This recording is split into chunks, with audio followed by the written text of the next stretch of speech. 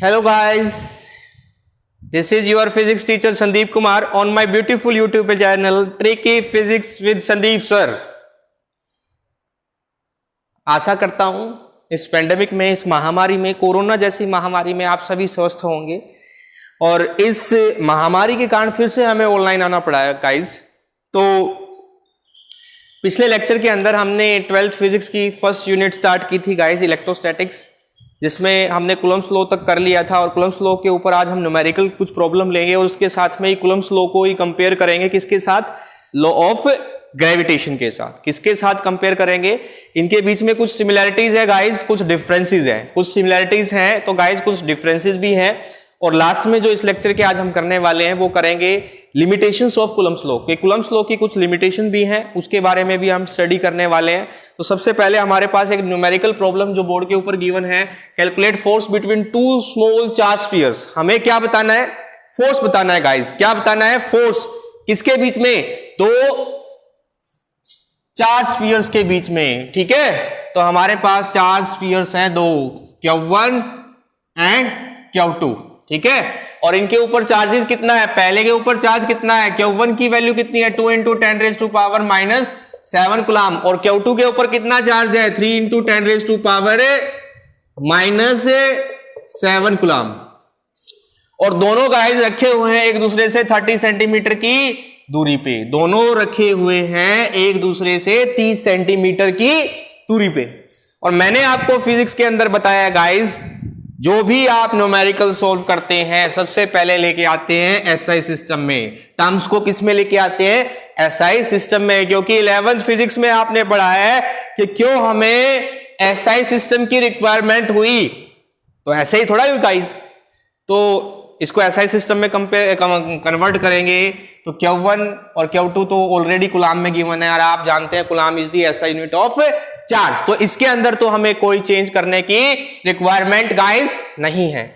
लेकिन यहां देखो जो R है इन दोनों के बीच में 30 सेंटीमीटर में, और तो मीटर में कन्वर्ट करेंगे तो कितना हो जाएगा, 0.3 मीटर गाइस।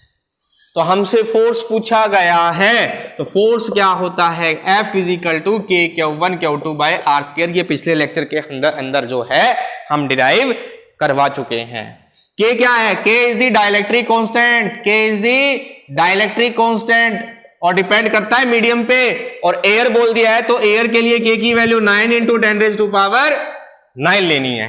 ठीक है, तो 9 × 10⁻9, Q1 2 × 10⁻7 and Q2 3 × 10⁻7 upon guys कितना, R कितना, 0.3 का स्क्वायर। और गाइस इसको आप सोल्व करेंगे तो फोर्स जो बनेगा 6 × 10⁻3 Newton. Very simple problem, this is very very simple problem. बेटा अंडर एस्टिमेट इसको लेकिन नहीं करना, क्योंकि सीबीएसई के अंदर कई बार जो है एमसीक्यू के लिए 1 नंबर के लिए पूछ ली गई है गाइस।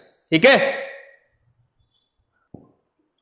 तो गाइस हमारी नेक्स्ट जो प्रॉब्लम है, सेकंड प्रॉब्लम है, सॉरी मैंने थर्ड लिख दिया है इसको।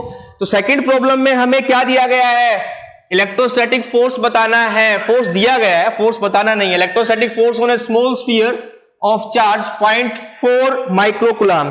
चार्ज जो आपको दिया है गाइस, कितना दिया है, 0.4 माइक्रोकूलम, यानी कि आपको Q1 की वैल्यू दे दी है, Q1 = 0.4 माइक्रोकूलम। ठीक है, due to another small sphere, दूसरा एक और स्फीयर है, यहां रखा है 0.4 माइक्रोकूलम और यहां रखा है 0.8 माइक्रोकूलम। दूसरा चार्ज कितना दिया है, 0.8 माइक्रोकूलम दिया है गाइस। और फोर्स कितना है दोनों स्फीयर के बीच में, फोर्स कितना है, 0.4 माइक्रोकूलम और 0.8 माइक्रोकूलम के बीच में फोर्स कितना है, फोर्स है गाइस 0.2 न्यूटन। फोर्स कितना है गाइस, 0.2 न्यूटन है। तो हमारे पास दो स्फीयर है, 0.4 माइक्रोकूलम 0.8 माइक्रोकूलम, दोनों के बीच में इलेक्ट्रोस्टैटिक फोर्स गिवन है। आपसे पूछा गया है what is the distance between the two spheres, इन दोनों स्फीयर के बीच की दूरी, यानी कि R बताना है बेटा गाइस, R बताना है।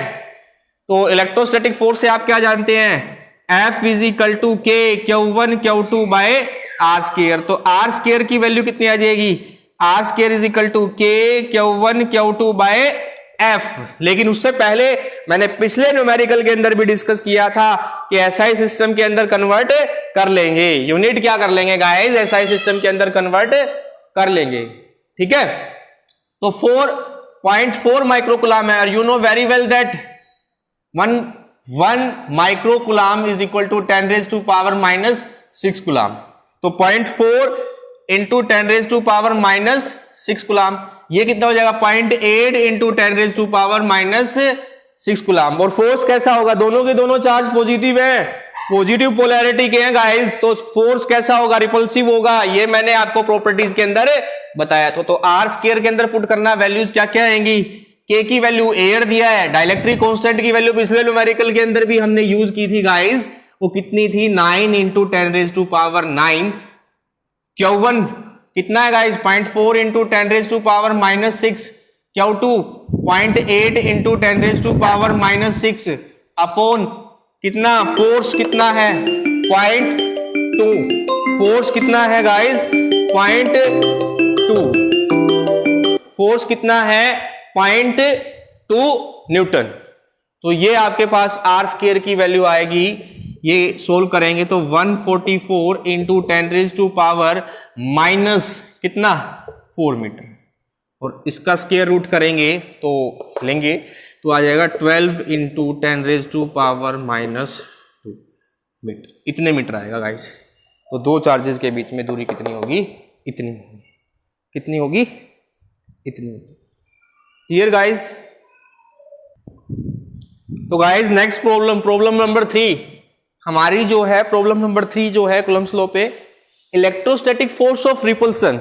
हमें क्या दिया है, फोर्स ऑफ रिपल्सन दिया है between 2 equal positively charge ions. हमारे पास 2 इक्वल पॉजिटिवली चार्ज आयन है, इसका मतलब ये भी कितना है, पॉजिटिव चार्ज है, दोनों के दोनों सेपरेटेड है, एक दूसरे से दूरी पर रखे। Q1 की वैल्यू Q है, प्लस Q है, तो Q2 की वैल्यू भी प्लस Q है बेटा। ठीक है, ये गिवन है, इक्वल पॉजिटिवली चार्ज है, तो Q1 Q2 की वैल्यू क्या है, Q1 is equal to Q2 is equal to plus Q, plus कितना है Q है गाइस। ठीक है, और फोर्स कितना है इनके बीच में 3.7 इंटू 10⁻⁻9 न्यूटन। फोर्स कितना है 3.7 into 10⁻�9 Newton. When they are separated by a distance of 5 angstrom, इनके बीच की जो दूरी दे रखी है गाइस वो कितनी है 5 एंगस्ट्रॉम दे रखी है।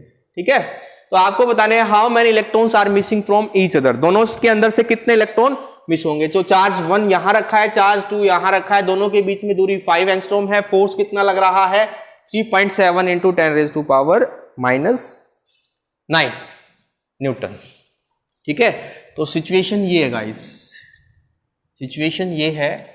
तो हमारे पास सॉल्यूशन के अंदर देखना एक बार, Q1 Q2 की वैल्यू गिवन है कितनी, प्लस Q, और फोर्स कितना लग रहा है गाइस, दोनों चार्जेस के ऊपर फोर्स कितना लग रहा है 3.7 इंटू बीच में जितना फोर्स लग रहा है -9 न्यूटन, और इनके बीच की जो दूरी है वो कितनी है 5 एंगस्ट्रॉम। मैं जानता हूं ये एंगस्ट्रॉम लेंथ के लिए ही होता है, लेकिन एसआई सिस्टम में कन्वर्ट करना जरूरी है। ठीक है, तो 1 you know very well 1 angstrom is equal to 10⁻⁻10 meter, तो 5 इंटू 10⁻⁻10 मीटर। तो आपको बताना है कि दोनों के अंदर से, इन दोनों के अंदर से कितने कितने इलेक्ट्रॉन्स जो हैं वो मिस होंगे। ठीक है, यानी कि n निकालना है आपको। तो सबसे पहले देखो इलेक्ट्रोस्टैटिक फोर्स से आप क्या जानते हो guys, F is equal to K Q1 Q2 by R square. ठीक है, so F is equal to K, Q1 Q2 की वैल्यू Q, तो Q square by R square हो जाएगा गाइज। तो यहां से Q square comes out to be F into R square by K, तो ये हो जाएगा F की value Q square is equal to F कितना है, दोनों के बीच में फोर्स 3.7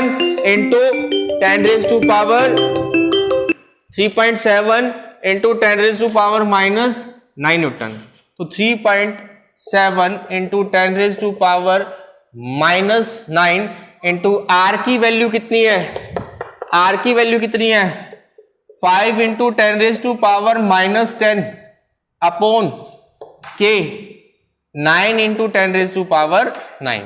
तो इसको सोल्व करेंगे, Q स्क्वायर की वैल्यू जो है वो आपके पास कितनी आएगी, Q square comes out to be, ये क्यू स्क्वायर बनेगा ना आपके पास, तो क्यू स्क्वायर की वैल्यू जो है हमारे पास आएगी गाइज, क्यू स्क्वायर अगर आप इसको सोल्व करेंगे डायरेक्ट, क्यू की वैल्यू कितनी आएगी 2 into 1.6 into 10 raise to power minus कितना 19।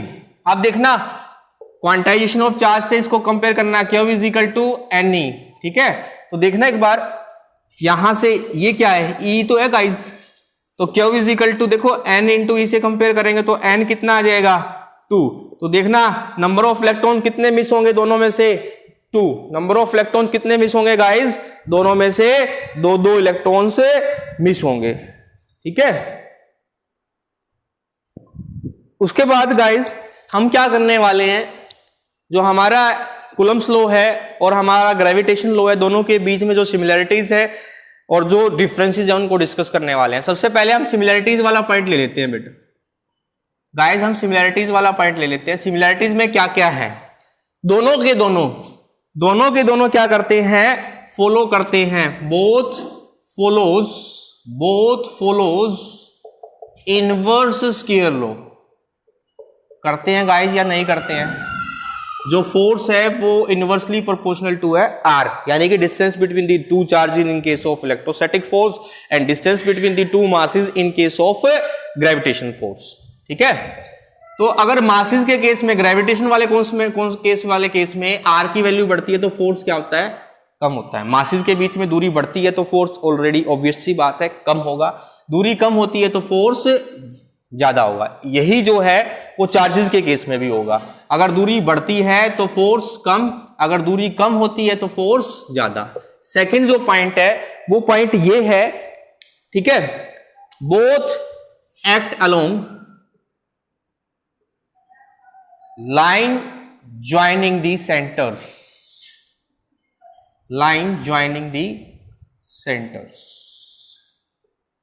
ठीक है। चाहे हम ग्रेविटेशन वाले बात करें, वो किससे ज्वाइन होता है, सेंटर ऑफ मासेस से, m1 m2। चाहे हम चार्जेस की बात करें q1 q2 की, वो किससे ज्वाइन होता है, line joining the centre of the charges, line joining the centre of the masses. Clear student, clear guys, clear और नॉट क्लियर। उसके बाद गाइस डिफरेंसेस है।